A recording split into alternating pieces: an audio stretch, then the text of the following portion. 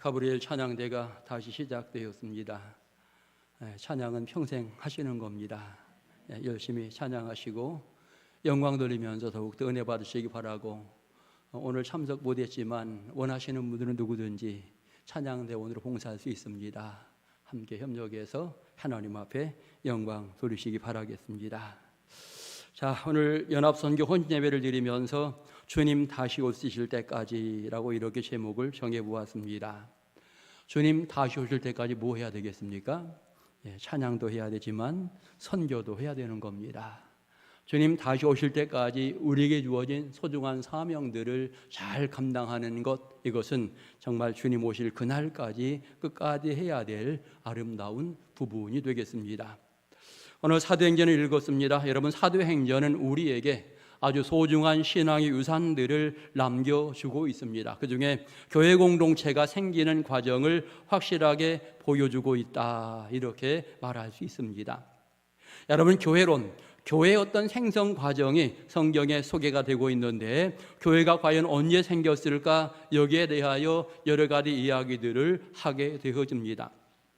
교회는 과연 누구의 명령에 의해서 세워졌을까? 교회는 과연 무엇을 중심으로 해서 세워지는 것일까? 이런 부분들을 우리가 생각해 보면서, 기본적으로 여러분, 교회 공동체 역사적으로 보면 한 세 가지 모형이 있다라고 생각을 해보게 되어집니다. 그 중에 하나가 구약시대를 들 수 있습니다. 구약시대의 교회 형태는 어떻게 되어집니까? 하나님이 부르신 이스라엘 백성 중심으로 교회 공동체를 이루어 가게 되어집니다. 특별히 히브리인 중심으로, 혈통 중심으로의 하나님의 선택이 중요한 이와 같은 부분을 이야기하고 있고, 유대인이냐 이방인이냐 둘로 나뉘어지면서 하나님의 부름을 받은 그의 백성들이 함께 영광 돌리게 될 때에 그 그룹을 구약시대에는 교회라고 이렇게 이야기를 하게 되어집니다. 특별히 이방인들은 하나님의 사랑을 전혀 받을 수 없는 이와 같은 상황이긴 하지만, 때로는 유대인들과 함께 거하는 이방인들은 이 모양 저 모양으로 떠내받는 이와 같은 과정들로 보여주는 것이 구약 성경의 또 하나의 중요한 부분이 되겠습니다. 아무튼 구약 시대에는 혈통 중심으로 이루어진 교회, 이렇게 설명할 수 있습니다.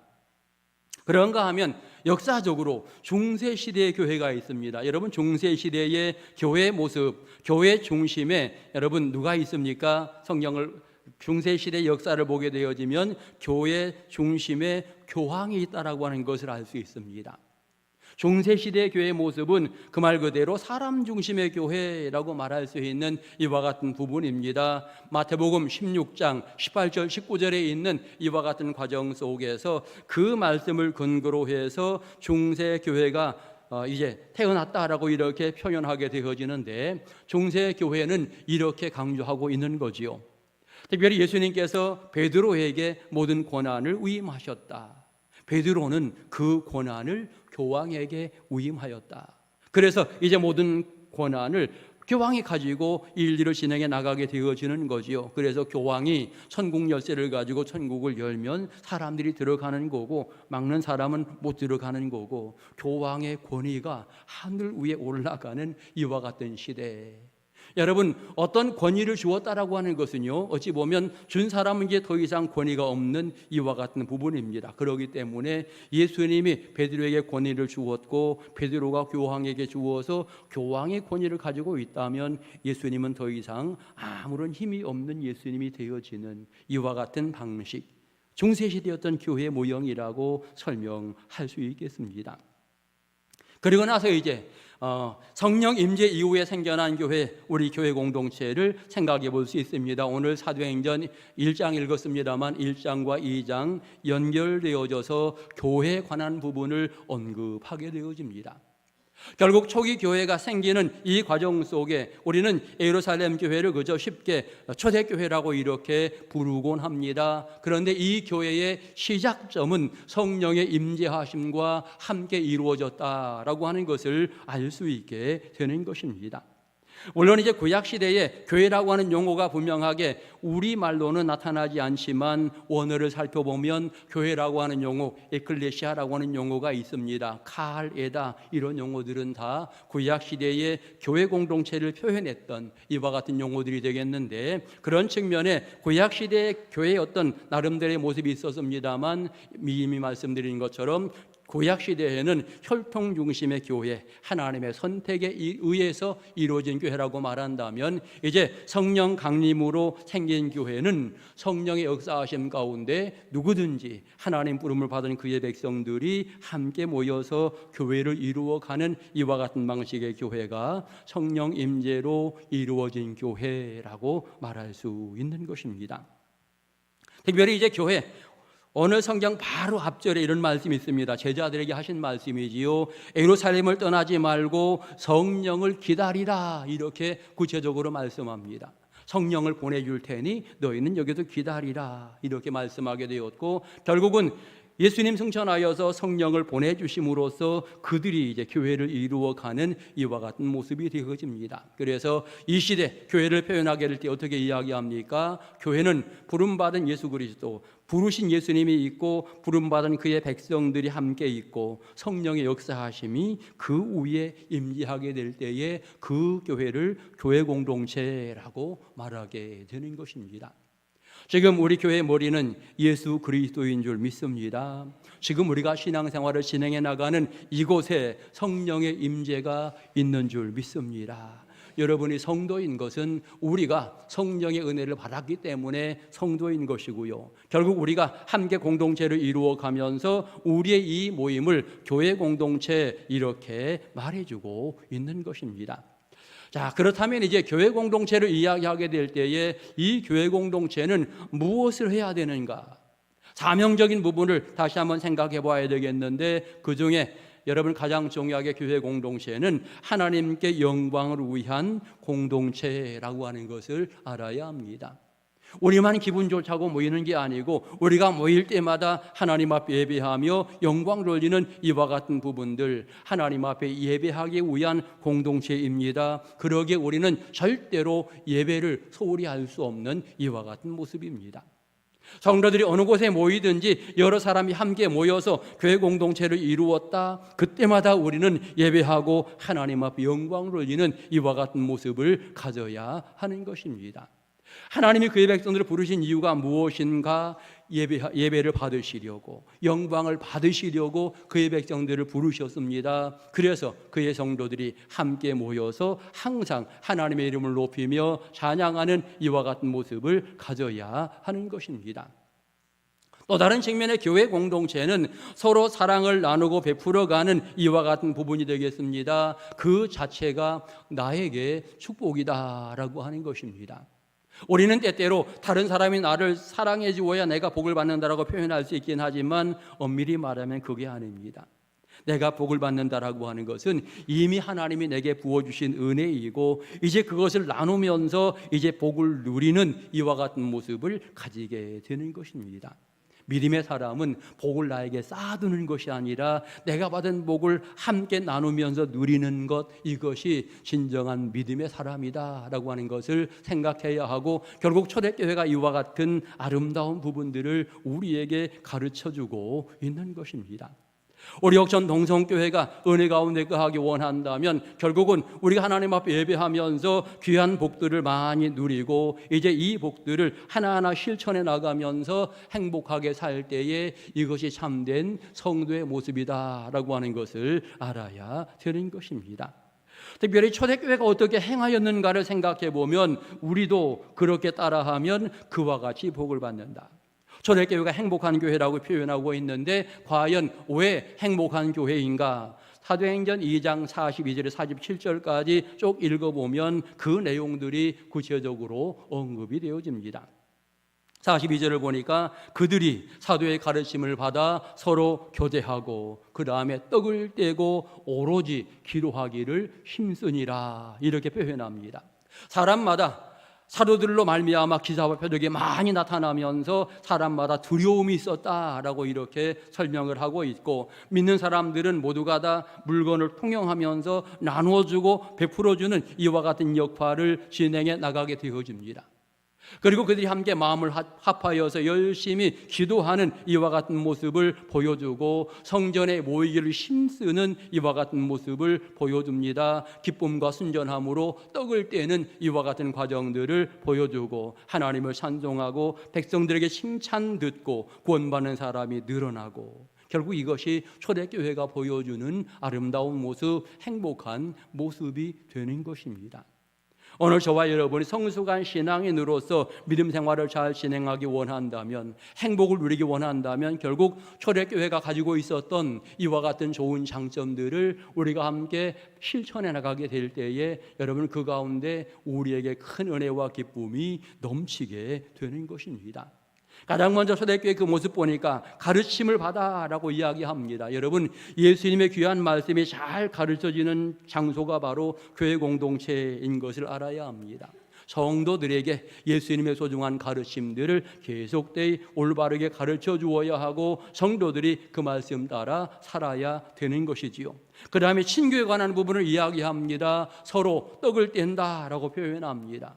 여러 사람과 화목을 이루어가고 기쁨과 즐거움을 이루어가는 이와 같은 모습들. 그래서 온 성도들이 예수 중심으로 하나가 되어서 영광을 돌리는 귀중한 모습을 가지게 될 때에 그 공동체가 행복한 공동체가 되는 것입니다. 그리고는 나에게 허락한 소중한 것들을 이제는 나누어 주는 삶입니다. 초대교회가 심지어는 자기의 밭을 팔아서 나누어 주었다, 이와 같이 표현하고 있는데, 내가 가지고 있는 것들을 어려운 이웃에게 나누어 주면서 함께 사랑을 실천해 나가게 될 때에 그 공동체는 더욱더 은혜로운 공동체가 되고 행복한 공동체가 되는 것입니다. 그리고 날마다 마음을 같이하여 모이기를 힘쓰고, 우리가 예배 시간 정해져 있습니다. 그 시간마다 함께 주님 앞에 나와 예배하며 영광 누리고 성도들과 화목을 이루고 사랑을 나누는 이와 같은 과정. 그리고 나서 이제 하나님께 영광을 돌리면서 구원받는 사람이 늘어나게 될 때에 더욱더 건강한 교회, 은혜로운 교회가 된다라고 하는 것을 알 수 있게 되는 것입니다. 결국 이런 모습들은요, 주님 다시 오실 그때까지 계속되이 진행되어야 하는 이와 같은 과정이 되겠습니다. 왜냐하면 사탄의 세력이 항상 이런 부분들을 방해하지요. 여러분, 교육하는 부분을 방해하고 서로 친교하고 화목을 이루려고 할 때에 사단이 방해하고, 모이기를 힘쓰는 것도 사단이 방해합니다. 일주일에 한 번만 가면 돼라고 사단은 항상 이야기하고, 한 번쯤 빠져도 돼라고 이야기하는 것이 사단의 전략이기도 합니다. 아무튼 사단은 계속되이 방해하지만, 적어도 믿음의 사람들은 주님 다오실 그때까지 계속되이 이와 같은 역할들을 감당해야 된다라고 하는 것을 우리가 이 성경을 통해 배우게 되는 것입니다. 그 다음에 오늘 성경을 통해 이야기한 것처럼 예수님의 부활, 승천, 재림에 대해서 오늘 성경은 우리에게 확실하게 가르쳐주고 있습니다. 부활의 사건은 누구도 부정할 수 없는 역사적인 사건입니다. 그리고 예수 그리스도 승천하신 놀라운 사건이 오늘 성경에 소개가 되어집니다. 갈릴리 사람들 앞에서, 또 이 다음에 표현을 보면 500의 형제들이 바라보는 가운데에 예수님이 승천하시는 이와 같은 과정들을 설명하게 되어집니다. 누구도 부정할 수 없는 이와 같은 과정이고, 약속으로 내가 다시 오리라, 너희 본 그대로 오리라, 주님 재림을 명확하게 약속을 하시게 되어집니다. 그래서 부활, 승천, 재림 이런 것들이 아주 확실하게 사도행전 속에 언급이 되어지고 있음을 알 수 있는 것입니다. 특별히 이제 교회가 그와 같은 부분을 생각한다면 주님의 예를 들어 재림을 어떻게 준비할 것인가, 결국 오늘 성경의 중요한 내용처럼 성령 은혜 받은 대로 나가서 복음을 전하는 그 역할을 감당해 나가는 것, 이것이 결국은 주님 오실 때까지 계속되이 감당해야 될 아름다운 사명이다라고 하는 것을 알게 되는 것입니다. 성경은 이렇게 말했습니다. 오직 성령이 너에게 임하시면 너희가 권능을 받고 예루살렘, 유다, 사마리아 땅끝까지 이르러 내 증인이 되리라, 이렇게 표현하고 있습니다. 여러분, 선교를 진행해 나가는 데에 지역, 장소 제한이 없습니다. 어디든지 우리가 갈 수 있는 곳을 가야 되는, 할 수 있는 곳을 해야 되는 이와 같은 부분을 말해주고 있는 것입니다. 가까운 곳에서부터 먼 곳이라고 하는 이와 같은 표현이 아닙니다. 어디든지라고 하는 이와 같은 표현이에요. 사마리아 먼저 가도 되고 땅끝을 먼저 가도 되고 할 수 있는 곳에 먼저 가서 주의 일을 감당해 나가는 것, 이것이 우리에게 중요한 부분입니다. 왜 이 말씀을 드리냐면 어떤 분들은 그러지요. 내가 내 가족도 전도 못했는데 내가 누구 전도해요? 이렇게 표현하는데 성경이 가르치면 그게 아니에요. 내 가족 전도 못했어도 저 사람, 이웃 사람 전도하라는 거예요. 내 이웃 전도 못했어도 해외 선교하라는 겁니다. 여러 가지 부분에 여건 되는 대로 환경에 맞추어서 최선을 다하여 하나님 앞에 순종하며 영광 돌리라, 이렇게 표현하고 있는 것이 사도행전 1장 8절의 모습이고, 누구든지 성령 받으면 반드시 그렇게 해야 된다라고 하는 것이 성경의 가르침인 것입니다. 예수님이 제자들을 왜 불렀을까? 결국은 이 선교의 명령을 감당하라고 제자들을 부르게 된 거죠. 그런 측면의 제자들은 이 사명 잘 감당하면서 복음을 증거하였기 때문에 그 복음이 오늘 우리에게 다가오게 된 것입니다. 예루살렘에서 초대교회가 시작되었다라고 한다면 이제는 조금 지나서는 안디옥 교회가 사도행전 13장에 설립이 되어집니다. 안디옥 교회에서 바나바 바울을 파송하면서 소아시아에 수많은 교회들이 세워지게 되어집니다. 그리고 나서 이제 세계적으로 이제 복음이 유럽에서 미국으로, 또 미국에서 대한민국으로, 또 여러 지역으로 이렇게 펼쳐나가게 되어지는데, 이것은 주님의 명령이 지금도 계속되이 실행되고 있는 이와 같은 과정인 것을 알 수 있고, 오늘 우리 복음 받은 우리에게도 똑같이 이 명령을 하고 있으니 우리가 이 복음에 중단시키는 자가 아니라 복음을 확산시키는 역할을 끝까지 감당할 때에 우리가 인정받는, 우리가 칭찬듣는 제자가 되는 것입니다. 그러므로 교회 공동체는 결국은 선교에 집중하면서 하나님 앞 영광 돌리는 공동체, 이것이 바로 교회 공동체에 주어진 아주 중대한 사명인 것을 알 수가 있는 것입니다. 과거 우리 민족 역사를 보게 되어지면 1903년에 7분의 목사님이 안수를 받게 되어집니다. 이 7분이 안수를 받으면서 우리 중에 누군가 한 분은 해외 나가서 복음을 전해야 되지 않겠습니까? 대한민국의 복음화도 굉장히 시급하지만 6명이 그 길을 하면 되고 한 분은 좀 멀리 가서 하면 좋겠습니다 라고 이렇게 이야기하게 될 때에 그 가운데 이제 이기풍 선교사님이 제주도를 선택해서 이제 복음을 전하러 가는 이런 역사적인 사건을 보게 되어지고, 그 당시에 여러 교회들이 헌금을 모아서 이기풍 선교사님을 보내게 되어집니다. 그러고 나서 이제 교회가 좀 더 많이 세워지면서 그 당시에도 굉장히 어려운, 예를 들어서 1910년대 얼마나 어려운 때입니까? 일제 치하에 있었던 이와 같은 시대인데, 그럼에도 불구하고 그런 시기에도 우리나라에서 중국에 선교사를 파송하는 이런 일들이 있게 되어집니다. 추수감사헌금을 해서 선교사 파송을 합니다. 여러 교회들이 협력해서 그 사역비를 주어서 선교사를 파송하게 되어지는데, 그때 유명한 말이 남겨지고 있는데, 선교는 남아서 하는 것이 아니라 어려움 중에도 하는 것입니다 라고 하는 말입니다. 결국 우리가 옥천 동성교회가 지금 선교를 하고 있는데 우리가 돈 남아서 하는 게 아닙니다. 힘들고 어렵지만 성도들이 정말 하나님의 귀한 은혜 가운데에 감사하며 열정을 가지고 이 일을 감당하고 있는 것, 이것이 오늘 우리의 모습이 되겠고요. 적어도 우리는 민노아 선교사님이 옥천 동성교회를 1908년에 이제 세우면서 1916년에 세우면서 이제 108년의 역사를 가지고 있는데, 그런 측면에 긴 역사 가운데에도 우리는 계속되이 선교의 열정이 이 교회 가운데 흐른다라고 하는 사실을 깨달으면서 이제 그 선교의 열정 가운데 세워진 이 교회에서 우리가 함께 믿음을 진행해 나가게 될 때 우리도 열심히 이 선교의 열정이 흐르도록 사명을 감당해 나가는 이와 같은 모습을 가져야 되는 것입니다. 여러분, 선교 중심의 교회론이 굉장히 중요합니다. 그래서 성도들 모두가 다 선교가 너무나 중요하구나, 여러분 이런 마음 가지면서 함께 주의 일을 감당해 나간다면 하나님은 그 교회에 복을 준다라고 하는 거지요. 선교하는 민족을 축복하신다, 선교하는 교회를 축복하신다. 그런 측면에 우리가 하나님의 귀한 말씀에 순종해 나가며 전진하게 될 때에 거기에 풍성한 열매들이 맺어지게 되는 것입니다. 여기에는 대부분의 성도들이 다 어디엔가 지금 선교를 하고 있습니다. 여러 선교 기관 가운데 한두 곳, 어떤 분들은 서너 곳 이렇게 감당을 하고, 어떤 분들은 매월 20만 원, 30만 원씩 헌금하는 분도 계십니다. 얼마나 귀한 돈입니까? 사실은 어려움 가운데 그런 헌금을 하고 계시는 거죠.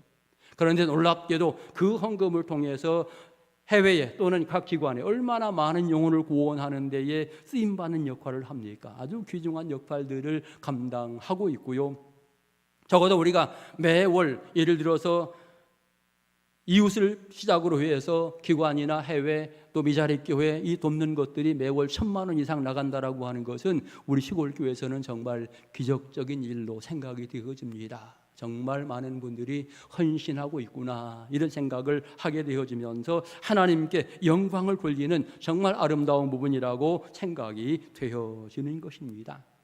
여러분, 언젠가 우리 모두 다 요단강을 건너가게 될 것입니다. 그때 과연 누가 하나님의 칭찬을 들을 것인가? 이 땅에서 큰 교회 했다고 칭찬 듣는 게 아닙니다. 목사들로 말하면 하나님이 기뻐하실 일을 해야만 칭찬 듣는 거죠. 성도들도 마찬가지입니다. 내가 이 땅에서 부자로 살았다고 칭찬 듣는 게 아니에요. 하나님이 원하시는 소중한 일들을 잘 감당할 때에 그가 이제 요단강 건너갈 때에 칭찬 듣고 인정받는 신앙의 사람이 된다라고 하는 것입니다. 그런 측면에 내가 세상 살아가면서 어떤 기준점을 가지고 세상을 살 것인가, 어디에 목표를 두고 내 인생 전진할 것인가, 이런 부분도 우리가 잘 생각하면서 주님이 기뻐하실 일이 과연 무엇일까 항상 고민하며 기도하면서 그 일에 쓰임받는 신앙의 삶을 살아야 할 것입니다.